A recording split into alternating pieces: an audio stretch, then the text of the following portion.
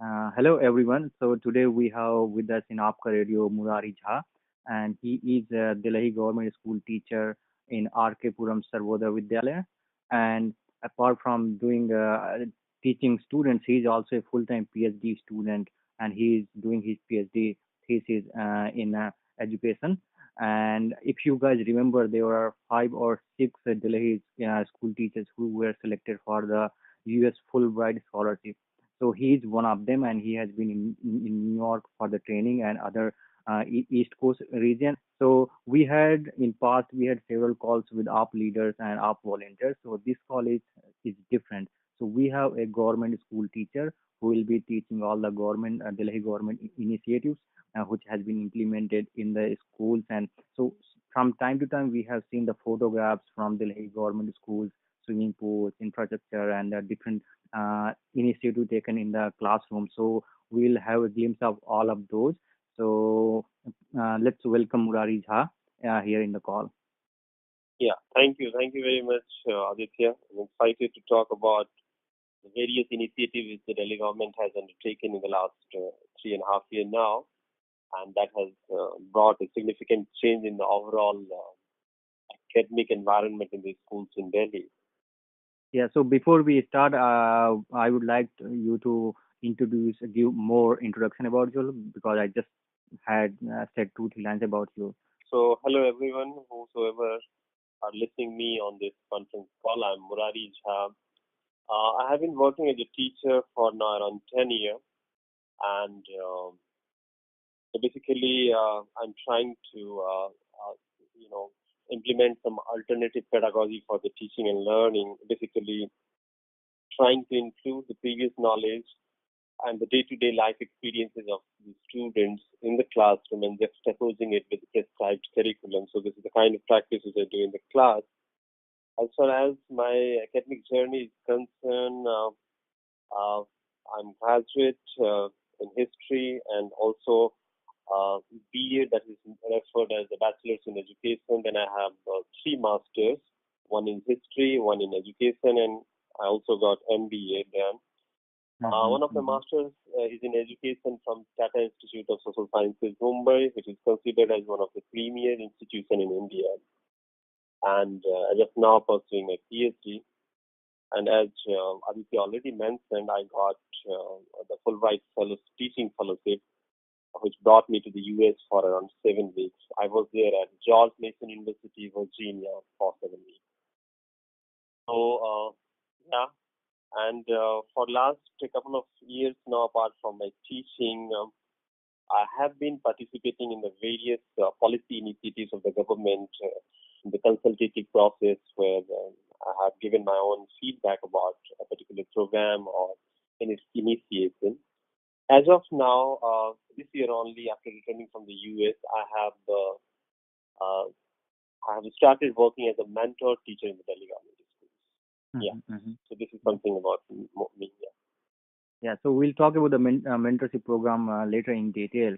So before we go into details of Delhi government policy implementation and Fulbright scholarship details, so recently Delhi government has introduced the happiness curriculum, which will be implemented from next month.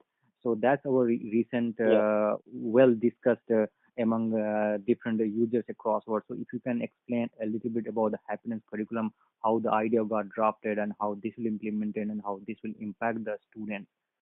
Yeah, I'm fortunate enough to participate in the various consultation process about this happiness curriculum, and I got the opportunity to sit with the Minister of Education and also Deputy CM Manish Sisodia. He's very enthusiastic about this whole process.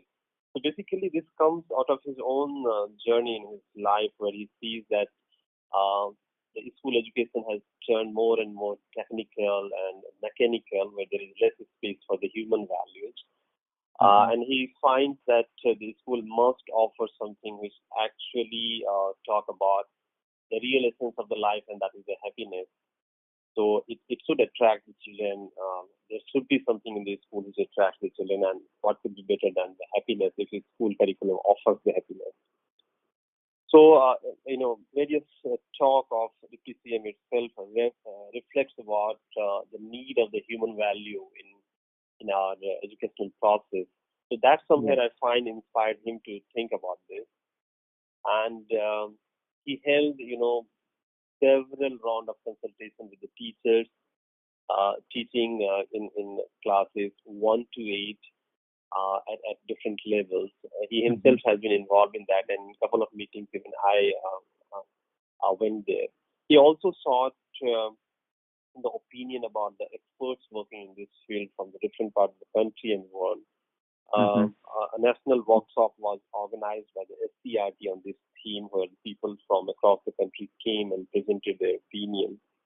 Mm-hmm. Uh, so this has been the process. So basically, what happiness curriculum is trying to bring is that a 45 to 50 minutes period each day for the students studying between class 1 to 8, where in the activity mode they would be taught the important values of life which actually influence the way they live. So this is Mm-hmm. something apart from the day-to-day academic talks and all. So this is something the core, I mean, which helps us live a better life. This is what the government is trying to inculcate through the happiness curriculum. Yeah. Yeah, very good, very good. Yeah, I never had this opportunity to go such initiatives, and I was always busy morning to evening of classes, half an hour, and just 1 hour lunch break, and that's it.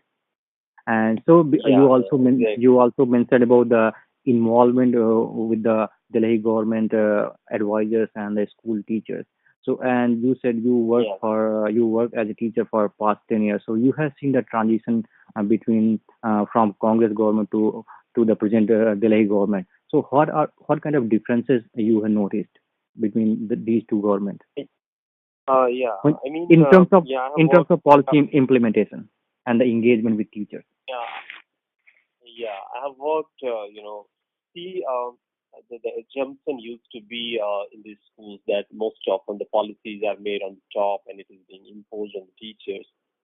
But as the new government in Delhi, the entire orientation is the people, it's a people oriented. So basically, they started including the teachers, the parents, in designing all the policies. And that's a major shift. I worked earlier also, but since this government took the charge in 2015, it was felt, not only me, hundreds of teachers have participated in various initiatives of the government, right from the beginning of a particular policy. So, Atisi Marlena, the advisor to the PCM, she has played an extremely important role. She consulted hundreds of teachers before taking a particular decision. So, like the programs like mentor teacher program, the teacher development coordinator program, or Mm-hmm. bringing SMC and school together. For all these initiatives, he has actually gone for a consultation with the teachers. So teachers teaching either in the primary classes or in the secondary classes, the hierarchy of the teachers did not play any important roles. Just being a teacher, they participated at various levels in the policy making. When I have been the part of many such meetings where we discussed about the various steps or the requirement of a particular policy. So it's a major shift. Otherwise, the policy making has always been considered as the work of certain expert groups, and the teachers were generally not consulted. So it's a major shift. We could see that now for last couple of years, even teachers have contributed in the development of the curriculum. Like the Mm-hmm. government has introduced a series of, kind of support book for the students, which is referred as Pragati series. And all those Pragati series has been developed by the government school teachers, those who are teaching in the classrooms. So it's basically whatever is happening that is happening along with the teachers, parents, and the school heads. Yeah. Awesome, awesome. So, how the easiness between the interaction between the teachers and the Delhi government employees, it has been increased. Means that it is more easy to approach them than before. Yeah, see, there are several channels of interaction now. Earlier, there used to be just one hierarchical channels of bureaucracy where generally it's a one-dimensional communication, right?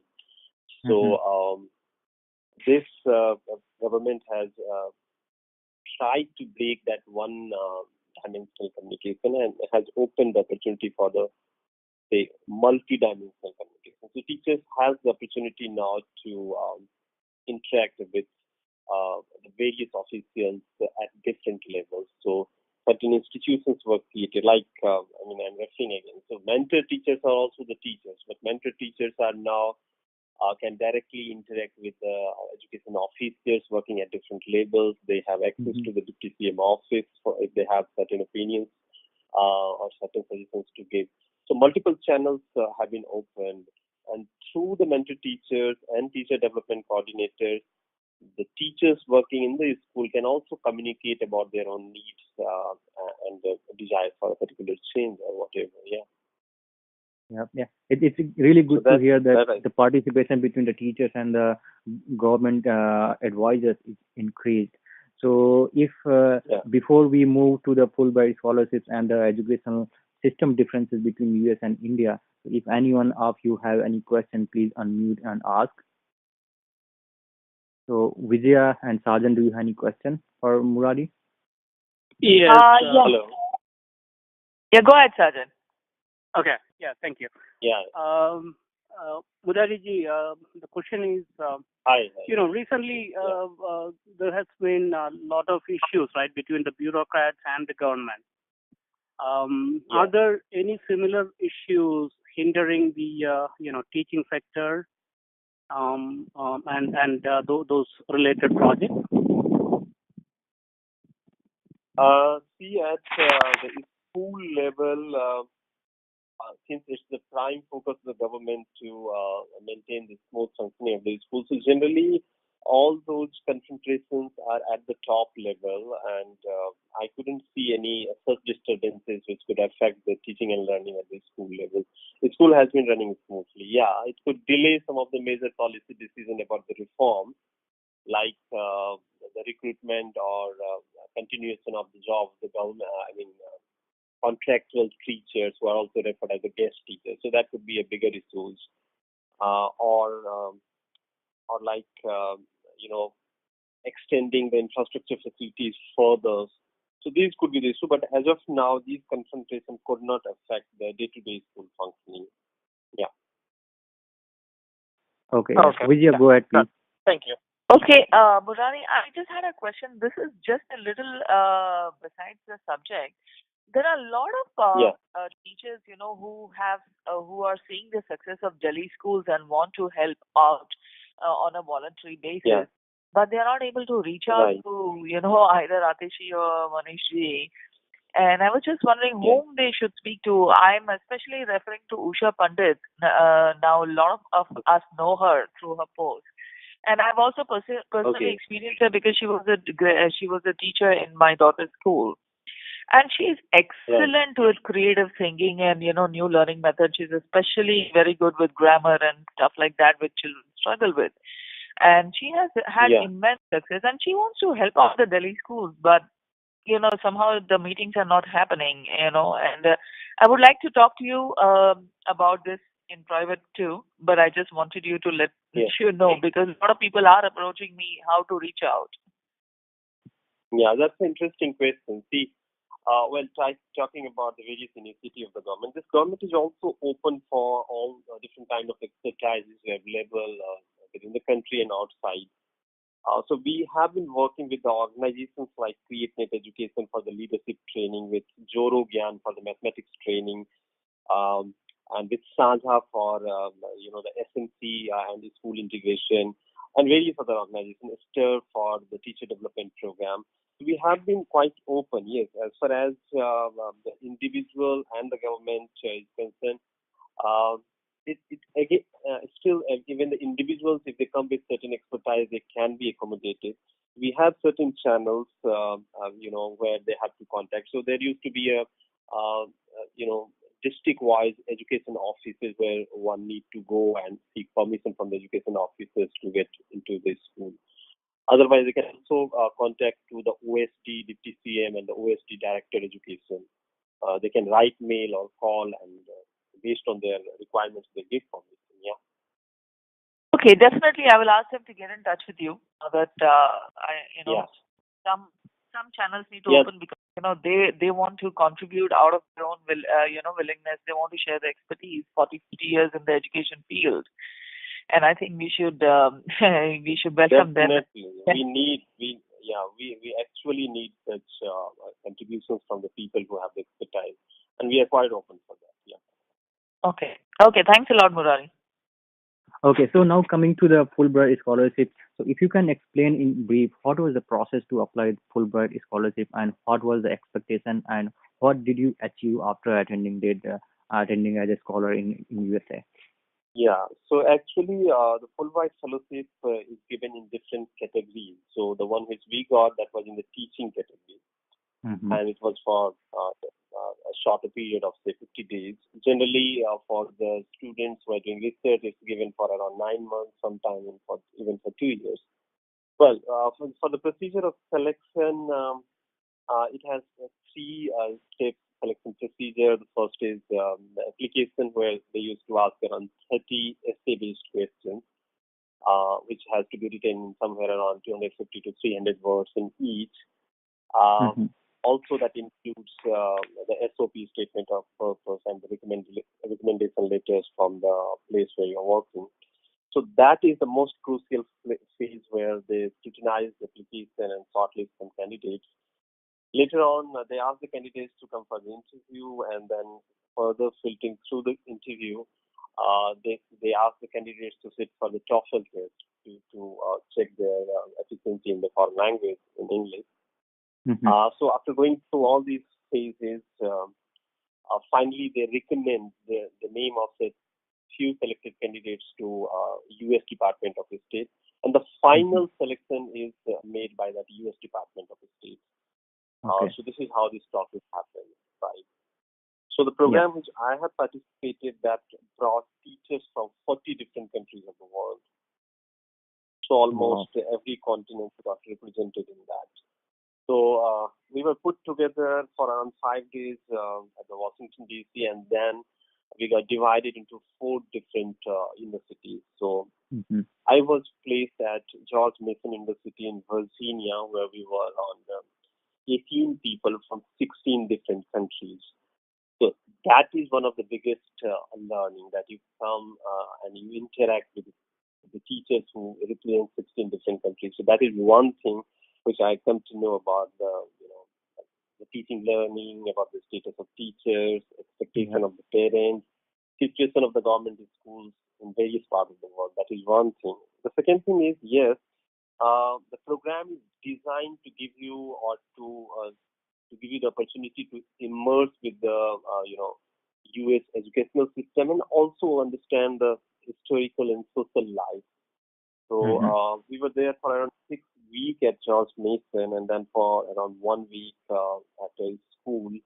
Austin High School is there at Virginia, so I was there for around a week.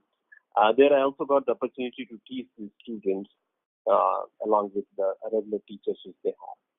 So it was basically in the universities we were given trainings in the reflection process, about the technology integration, about the teacher leadership, also about the special education.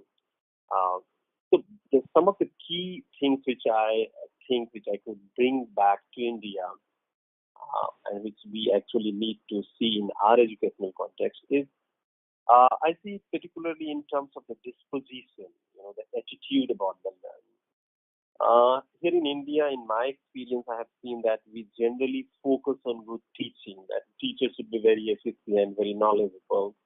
To the contrary, I found there that their teachers ensure that the learning should happen. How the teacher is, how efficient the teacher is a secondary thing. The primary thing is that the learning should take place. So that they ensure both at the university level and also at the school level. So that I found phenomenal. The second thing I also found, which is actually required for a good teaching and learning experience, is the relation between the teacher and the students. I found there at United States, it is quite open. The students could put forward any question to their teachers. Even teachers could accept their vulnerability that they are not comfortable with this question or they need to learn more about this. Here we see in Indian context that it is still lacks and we need to learn about this to develop a relationship which is actually based on the idea of equality between the students and teachers. Yeah, technology integration was phenomenal. We are also moving not as resourceful as we are as the schools in the United States, but in Delhi government schools we got now at least two computer labs in each school. So we are moving towards that. But what I feel is that we need a major shift in our disposition about the integration of technology. There are Mm-hmm. still sections in the society which see that technology generally harms rather than adding into the learning, which actually distract the students. But I feel that we need to change our disposition. Since technology is affecting all different aspects of our life, we can no longer keep it separate from our teaching and learning process in our schools. Yeah. The other interesting thing, the interesting learning is the project-based learning and the group learning. So I have seen and shared here with most of the with many of the principals. I got the opportunity to talk to a group of principals here. They appreciated it that the group learning and the project-based learning actually give the students get away from the mechanical learning in the class and develop certain expertise of working with the team, develop understanding. So that we are going to implement.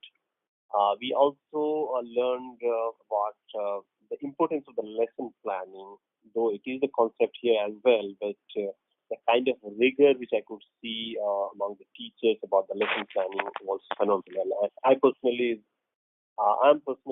very, very inspired by that. So even as a mentor teacher, I have a role to look after five schools go and interact with the teachers. So right from the beginning of this session in July, I'm going to work on the lesson planning in these schools.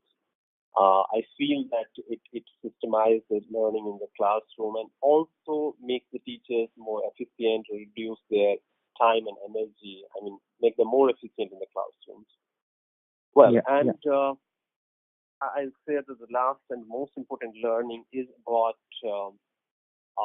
the disposition of the people, teacher, and all the different staff members, both in the universities and in school, about the special children. That I Mm-hmm. found was very phenomenal. In the schools, I could see for the special children, there was generally one-to-one. If there is one special child, so there was one teacher. So in Indian context, it's still difficult, though we now have at least one teacher in a school for dealing with special child. But I Mm-hmm. see there is a need of change in the disposition. We need to understand that they are the important part of the society and they need help, and we need to integrate in them in our day-to-day teaching learning process as important members of our school. So that is something, a couple of things which I have learned. Yeah. Yeah. And how the infrastructure plays for a role in education, because in schools in USA and Canada, in all the Western countries, they got world class infrastructure and all the facility with the technological classrooms to sports complex and everything. And Delhi government is slowly picking up. So how do you think it's important for any educational institute? Right. So infrastructure is the most visible change which the Delhi government schools have witnessed. It's really great change, and I think there's no comparison, at least in India, when we see the Delhi government schools. I see it with a couple of different parameters. One, which is generally stated, and that is true also, that it gives a sense of pride when you come to a school and you see that Mm-hmm. the place where you work or the place where you study looks so well. So it gives a kind of confidence. I see it also as an immense respect for the poor and downtrodden section of the society, because generally the children from such section of the society come to our schools. in India, you find a kind of system where the rich people send their children to the higher and schools, the private school where the infrastructure is very good. The poor sent Yeah. to the government school where the infrastructure is poor. So generally, the school infrastructure were in proportion to the economic status of the people. This Mm-hmm. initiative of the Delhi government to build the wonderful world-class infrastructure uh, uh, actually has changed this ratio, that the poor infrastructure for the poor people. This actually changes. So now the wonderful infrastructure, great infrastructure, even for the kids coming from the poor background. I also see it with one more aspect that, from actually I have been the history student, so I generally see it in this perspective. That whenever the new ruler comes, they build certain infrastructure to give message to the society that what they actually value. Mm-hmm. Mm-hmm. So if you look into the history, the rulers have built the mosques, the temples, or the statue of the great person. This is Yeah. perhaps the first government in the history which built the school buildings to tell the society what they value. And I think even if we think symbolically, for a secular India, no infrastructure can be more valued than the school infrastructure, the school building. So it reflects Mm-hmm. actually what government value. So with that Yeah. sense, I feel it's a wonderful phenomenon which is taking place in Delhi. Yeah. After you got some experience as a from Fullbright scholarship and learning from by inviting people from different countries, can a smaller training program be organized in India where the teachers can be selected all across different provinces in India and can be trained in same manner as you got trained in USA? This is a very interesting question. Actually, we used to think about this when we were in Washington. Basically, the reason behind this was that we wanted to visit our friends' country. So we were asking them that, can't you manage or organize any such kind of fellowship so that we can come to your country? Mm-hmm. So we were having friends from South Africa, Chile, Colombia, Azerbaijan, um, Belarus, Armenia, and many other countries, right? So Mm-hmm. we used to talk about this. When we came back here, I shared this with Atishi ma'am also. This is interesting, but the only problem is that this is the Delhi government, not the government of India. So there Yeah. are certain limitations. Otherwise, it Mm-hmm. would really be very interesting because the participants who come from the different part of the world, they bring their expertise, their understanding, and it basically helps develop the country a good relationship because it brings the people together, right? Mm-hmm. Yeah. So what else we can do perhaps that is, if not the international participants, at least we can do organize the national participants. India itself is not less than a continent. We have such a variety of different cultures. So bringing people from different part of the country to make them experience about what the Delhi government schools are doing, how the schools are changing, how the Yeah. pedagogy in the school classrooms are changing. I think it's a very interesting idea you're talking about. So this can be done perhaps. Um, Not exactly the kind of initiative we are thinking also this thing, but at certain different level, government has certain exchange programs. Like last year, some of our teachers went to Sikkim to experience the education system over there. Even I went for a conference.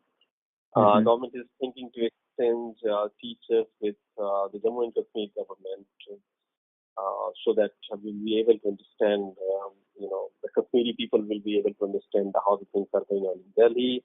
Well, these all process also help somewhere break the stereotypes. Yeah. So, yeah, are you hearing? So it's Yes. Yes. really a very interesting idea, and we are thinking, and I'm going to strongly advocate this. Yeah. Mm-hmm. So yeah, friends, if anyone have any idea or any question, please feel free to ask Murari here. Yeah, Jasmine, do you this have is any Arun. question? Yeah. Yeah, This Arun, is go ahead, Arun. please. I have a question. So, when we Okay. went back, we went to school back in India. We used to have textbooks, and the teacher used to read the textbooks, and we used to have exams on what's in the textbook. But here in the U.S., children are Yeah. told to research an area. Like they give them a subject and they go to the library, they go on the internet, they research and they present it to the whole class. So has that changed in Right. Delhi? See, you have asked a very interesting question. See, it takes around 8 months, 1 year, or say 1.5 years to bring a change in the infrastructure. But see, bringing the change inside the classroom is a prolonged process. Yes, what you said, we know, and we are trying to bring that change. I can't claim that this has changed in every classroom, but yes, um, through various initiatives of the government, which we'll be talking in a short while, like the mentor teacher program and teacher development coordinator program, we have been trying to bring this change to encourage the students to go and research. Now we have the computer labs with internet. We have a very good functional library. For the primary classes, we have been taking the help of a famous organization called Room to Read, for the children's literature. This year, the government also organized a kind of book fair where the teachers were encouraged to go and buy the books of their choice, put it in the library, encourage the students and do research using those books. So a lot of such initiatives are being taken. Some of the teachers who are innovative, they have started adopting all such things in their classroom. But I feel that we still need to do a lot on this aspect. Yeah. Okay, I have two more questions. First question is, it hasn't happened many places, but children carry almost 5-6 kilos of books to class, to school. Right, right. Yeah. And there are tablets available which do away with that, and they can, use a tablet. So I did ask this question a Okay. while ago, and they said it's teachers are going to be given tablets, but students, we don't have a plan yet. Yeah. So, what do you want from me about this question? You already have information. Uh, I agree. I agree. As I could see in the US schools, there used to be places where the students could store their own books and other materials. I think we should build this in our schools. But what the difference is that generally with the Delhi government school, we have the concept of neighborhood schooling, right? So a student comes from within a kilometer. They walk. They don't use any other kind of transport to reach to schools. As the schools are located in every community, so generally they have to walk for around a kilometer. So that is one thing why perhaps the government is not considering. And the second thing which you are suggesting about the tabs, as I told, that it's about the disposition, about integrating technology in our day-to-day teaching. So there's, even if they are thinking to give it to the teacher, so there's a step forward. So we can think that once the teachers get used to it, it might come into the classroom as well. I'm hopeful about it. Yeah, Yeah. so my next question, I think Finland, I'm not sure which European country, they're going to do away with subjects and they're just going to have problem solving. So no more books. They're going to give the children a problem and they will solve the problem. So no more making them read and remember and write in the exam. It just proves that you can remember, But I think it's Finland only. They are going to stop books and they're going to give children problems. So problem solving is what is needed in life after you graduate from college. Exactly. Yeah. So what do you want? Do you want a comment from me on this? Yeah, I think at this point, sorry to interrupt. At this point, I think they are sending teachers for the training in Finland. But if they are implementing, so the system it will be tested. And I don't know if we have that kind of infrastructure or that kind of mentality to implement that one. But it's a good idea to I'd spread just the like word. to, Yeah. Aditya, So, I'd just like to add one line. That we are an independent nation for now around 70 or more years. But this kind of reform in school education we have been seeing for last just 3 years. So we have to wait a bit for that to match to what's happening in Finland. Yeah. Okay, Murari, I have See a what? personal question. Just what made you work with government schools when you could have done so much other things with your education, like come to settle down in USA? I think there's many people like me working with the government system right now. So see, when you work for a purpose, it gives a different kind of, fulfillment in your life. So we see kind of a contribution which I am making in shaping and changing the life of the people. You cannot change many more life by giving money to the people or earning a lot of money, but through education we can actually change the life of the people.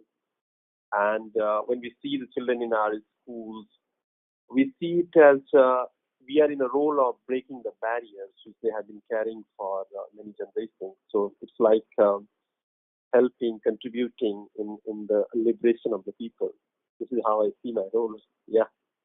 Thank you for the answer. Just one quick addition to that. From the area where you are dealing in, the Sarvodaya Vidyalaya, we know that the nursery school structure is coming under MCD, and we know that after 5th standard only it's coming under AAP. So has that gap been filled now? Is the school's improvement of MCD schools, are they becoming any better, or it will always remain like that unless AAP comes in MCD? What is happening on that ground? Because this is what we are doing is just bridging a loophole for now, but this cannot be a every time process. That's true. I agree with you. In the form of this Chunauti and this recently it's going on Bunyad program, we are trying to fill that gap only, right? So, but it cannot be a permanent solution. You're right. Yeah. So what's happening on that front? My question is the MCD. Is there any improvement over there, or? Not exactly. See, the improvement in the education comes with a political will. It doesn't come with a group of teachers or a bureaucrats, because I feel that the teachers and bureaucrats are everywhere in the country. But a fundamental change comes when the political establishment value education and put it on the priority. As long as that is missing, I don't see there is going to be a major shift. Yeah. Okay, so MCD schools are still in that shambles, even from the infrastructure perspective and all the other methodology of teaching and midday meal not getting. See, if you compare the infrastructure with other states, it's in the better state. It's in the better position. Infrastructures are better. Okay, let me make my question more specific. MCD schools in Delhi, and the Delhi government schools. If you compare both of them today, what is better in Delhi schools? What is not better in MCD, or what has improved in MCD in last 3 years at least? I cannot say specifically about what has improved in the MCD schools, as I don't have any direct experience. Yes, only the infrastructure I could see from the outside, right? But there's not a significant improvement in that. It has been there for last around 10 years, which I have been seeing here in Delhi. But there's a significant improvement in the infrastructure with the Delhi government school in the last 3 years. We all know about the Mega PTM Summer Camp and Chunauti initiative. So is there any other initiative which we are not aware of? Yeah, I mean, I would like to talk about 2-3 programs. One is, I think I am not aware that how much you are aware of this, about this teacher development program and this mentor teacher program. This is two, and also about the principal leadership program. We would like to hear about that. Yeah. So basically, they find that there is a strong political will to bring the change in the school. But the ultimate change will come in the school, and that will be brought by the teachers and the principals or the head of the school working in the school, right? With the help of the parents. So we have, introduced certain programs. One is known as Teacher Development Coordinator. So what does it actually mean? That we have made one teacher as a teacher development coordinator in the school. So, and the responsibility of that teacher is to basically talk to the rest of the teachers about the various pedagogic issues, challenges they are facing in the classroom. That TDC, which we are referring to, Teacher Development Coordinator, is given trainings at various levels. So if he or she can bring the help to the teachers to solve the issues which they are facing in the classroom. If the TDC cannot help, they can seek the help of the mentor teacher programs. So mentor teachers are also the teachers, but they have been taken out from these schools, and they got allotted around 5 to 6 schools each mentor teachers, right? Mm-hmm. So mentor teachers are being given best trainings available in the field of education nationally and internationally. So like last year, 200 mentor teachers were sent to Singapore for the training, and they are sent to the various parts of India to learn the best practices. And they come with their expertise and help that to extend support to the teachers, teaching in the classroom. So these two, in fact, initiatives, one of the mentor teachers and the other, the teacher development coordinator, are working together, helping the HOS or the principal in actually creating the academic environment in this. So earlier, if suppose I'm a teacher of a social science and I'm struggling with certain strategy, or I'm using certain strategy and that's not working, where to go, whom to ask was missing. But now I have two persons. One, the teacher development coordinator, and the other, the mentor teachers to help me. If they could not find, if they cannot help directly, they have the access to ask the SCRT to open, and the SCRT will provide the expert to help you. So a wonderful, mechanism has been devised to help the teachers on the ground. So teachers need not to go anywhere else to seek a particular help. So on the ground supports are available now. So that is one. And the other initiative which I see is extremely important is the principal development, and also referred as the principal leadership program.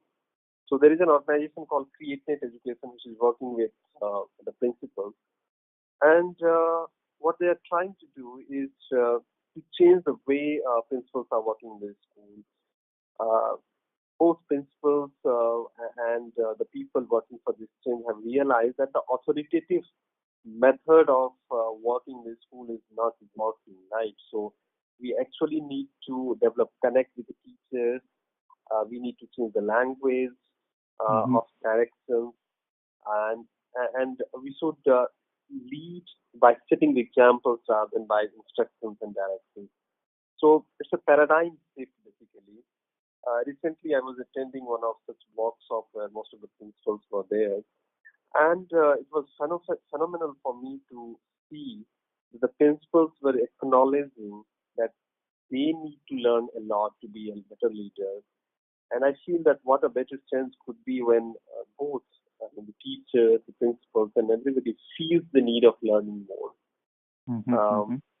So that actually helps in developing a good economic educational environment in the school. I often refer to a famous educationist from Ireland, Mary Rose.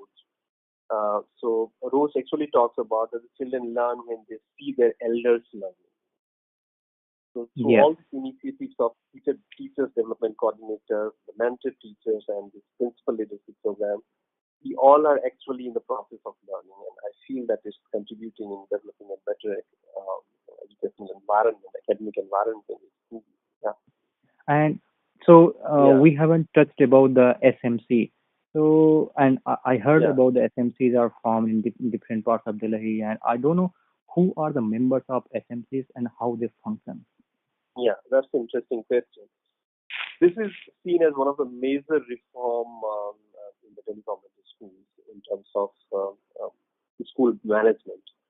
So we have, got RTE, that is Right to Education. This is the act passed by the Indian Parliament in 2009, and that made it mandatory for each school to constitute a management committee, which is referred as FMC. So I don't know about its status in the rest of the states, but in Delhi it was implemented with its original spirit. So in every 2 years, the election is conducted where the parents of the students vote for a 12 members committee. In that 12 members, the school head used to be the chairman of the SMC, and the deputy chairman used to be one of the parents' representatives. The teachers are also the member of that group. So in the 12 members, it's generally 6 people from the school, including the school head, and the teachers, and the 6 members are from the the parents community. Okay. So SMC has been empowered to take all the major decisions about these schools, including some of the financial decisions. Um, in the beginning, there was certain confrontation, as traditionally in schools we were not habitual of letting parents have a say in the decision making in this school. But now I see that down the line, in a couple of years, there is a greater acceptability, and the school has started realizing the immense role of the SMC in helping the school run smoothly. So I would like to cite a couple of examples. Sure. Right now, we are having summer camps and mission bunyadi, summer vacation in the school, and we are facing the problem of attendance. So children are not turning because of the heat, or some of them has gone out of the city. So schools are taking the help of the SMC members. They are going to each and every house, pursuing the parents to send their children to uh, the school. So this is how they are actually helping. Otherwise, we used to be helpless in case when there were no SMC. We used to call generally. The phone used to come to be switched off or not accessible. But now we have the SMC members living in the same community. We contact them. They go to the house of the children, and they sometimes bring them, or they. So they are actually creating a better environment and bridging the gap between the community and the school. Um, so I Excellent. see Excellent. that the school has acknowledged or have developed acceptancy for the parents. They have accommodated them, and now it's very cohesive. It's working very smoothly. Both see the need of each other. Yeah. Yeah. And so each school have one SMC. Am I right? Yes, each school has one SMC. Yeah. Okay. Unlike Okay. US has the district level SMC, which Mhm. controls the school in the district. Here in Delhi, we have each school has SMC. Yeah. And it's not just we have constituted the SMC body. Uh, we have been engaging parents. We have been conducting parental workshops. So, if we don't feel that the training is required only for the teachers and the principals, we are also giving certain kind of exposure to the parents through the parental workshop, that how they need to to support their children at home. Mhm. So yeah, I mean, we have developed a kind of system where we have engaged the parents in school development program. Yeah. Yeah, my name is Manu Gulati. I have a question for Oh, hi. Murari. Hi, Murari. Yeah, Okay. Murari, can you share Hi. something about the teacher training? Can you share something about the teacher training in the last 2 years? I mean, do you see any change in the kind of teacher training that is being given to teachers? Um, do you see any Uh, change in the teacher training? So, yeah, I mean, I have written an article based on my observation about the change that is available on the blog reflectivediary.com. Mm-hmm. Despite there's a significant change, and the change is that it's now based on the need based on, and it's not like mandatory training which the CRT used to provide. No, still the Yeah. training is being provided as a CRT only. The two couple fundamental changes which I see, that one is that the need has been assessed, that which kind of support teachers need to be given, and the second, the teacher trainers are also from within the system. So that I see is the fundamental change. So generally, it's the mentor teachers who are actually giving training to the teachers, and the mentor teachers got training from the best institutions within the country and outside. They know the Mm-hmm. context. They are the part of the system, so they are able to provide a better training to the teachers. This is what I see, and this is the change which I have observed. Yeah. Yeah. So if training is being given by people who are from within the system, so I mean, you think that's something great. Yeah, it's definitely great. Yeah. Right. Yeah, Jeshwan, thank you. You can go ahead. Okay, so my question will be with all the circumstances, all the training and everything you received, like you as a teacher will stay with the system, but the government and political will make change. So if Aam Aadmi Party, the Yeah. present ruling government, is not there in upcoming term, how confident you Yeah. as a teacher are to continue these endeavors started by present ruling government? If you can rate it between 1 to 10, then it will help us to understand the importance of politics in the system. I feel that in case of the discontinuation of the present government, it would be difficult to sustain the reform because 5 years is too short period of time. I feel that at least 10 years required to build those institutions which can carry on the reforms. Um, I have referred earlier and repeating again that the changes have uh, occurred because of the change in the political will. Otherwise, the bureaucracy and the teachers are in every state of India. Yes. So political will is extremely important. The kind of passion the current political leaders have for the education, that is extremely important thing. So it's the top-driven, educational reforms which is being supported from the bottom. And I think to institutionalize it so that it can sustain, we need more time. We cannot expect the reforms in the field of education, can actually take place in a short period of 5 years. So we need more time for this kind of reforms. And then you are asking me to rate that how confident I am that it will continue. I won't give it more than 3. Yeah. Murari Ji, Yeah. this is Arjun. So, environment-friendly behavior, is that something that is being taught and focused part of this, behavioral change? What I mean is because in developed countries, right, mainly Yeah. kids will not throw out waste, those kind of things on the road or public places like park and all those things. But in India, that is very common. And I always felt Yeah. like in a school that should be something that should be taught to the kids. At least they will go back and tell to their parents and who are at their in their family. That way, maybe it will take time, but at least that information will be fed into their brain, and slowly they will start thinking about these things, and might be at some point that will show some result. I just want to give this as a suggestion in case if this can be implemented. Yeah, I mean, not institutionally, but the schools at their local levels are trying to inculcate this kind of behavioral training to the students. One example, just I would like to quote: I have seen the officials from the Delhi metros coming to these schools to talk to the students about how to behave while traveling in the Delhi metro. So these kind of things are happening, yeah, but not on a regular basis, but occasionally it's happening. Okay, got it. Thank you, everyone, and thank you, Murari Ji, for all the insights from Delhi education system reforms. And it was really new, some of the facts you stated and all the process and everything. It was really new and exciting for us. Yeah, I would also like to thank everybody for this wonderful opportunity. I'm really glad to interact with you all.